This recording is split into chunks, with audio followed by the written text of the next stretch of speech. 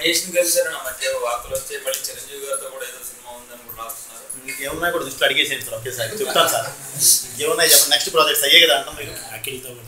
Sir వార్త వచ్చింది Mahesh sir. Actually sir క్లియర్గా చెప్తున్నాను సార్. ఇప్పుడు ఉయ్యాల నరసింహారెడ్డి జరుగుతుంది కాబట్టి ఆ సినిమా అయిన తర్వాత ఎప్పుడు ఏం చేస్తారో నాకు తెలియదు కానీ సార్ కథ రెడీ. చిరంజీవి గారిది ఇప్పుడు రెడీ అయిపోయింది సార్. ఇంకొక 1 month 2 months తీసుకుంటున్నాను, టైం తీసుకుంటున్నాను 1 month. ఎందుకంటే ఇప్పుడు మనకి వెంటనే ఇమీడియట్లీ లేదు కాబట్టి టైం తీసుకున్నాను సార్. చిరంజీవి గారిది కథ రెడీ సార్. మహేష్ బాబు గారిది చాలా కొత్త జోనర్ అన్ని కథ రెడీ. నాకు డేట్లు ఎక్కువ కావాలి. మహేష్ది ready sir. Confirm next year నేను మే జూన్లో కంపల్సరీ బాలయ్య బాబుది నేను స్టార్ట్ చేయాలి సార్. దానికి కథ రెడీ సార్.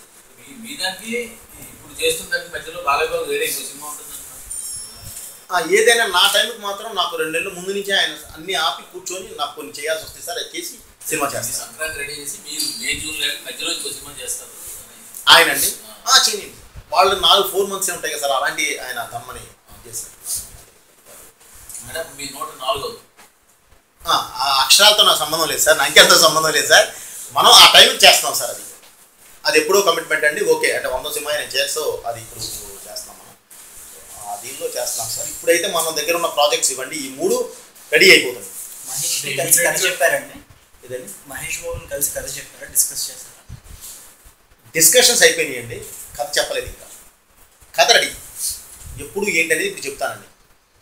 సో చిరంజీవి గారు, మహేష్ అండ్ బాలయ్య రెడీ అయ్యి బేబీ పాయిజన్ నాట్ అలౌడ్. అయితే గుంట్లు అయ్యో మీరు అసలు మనుషులేనా? వీళ్ళిద్దరు ముట్టుకోకపోతే నువ్వు ముట్టుకుంటావా? నువ్వు కూడా ముట్టుకోదు. ఒక్కడికి పగిలిపోద్ది. Okay no problem.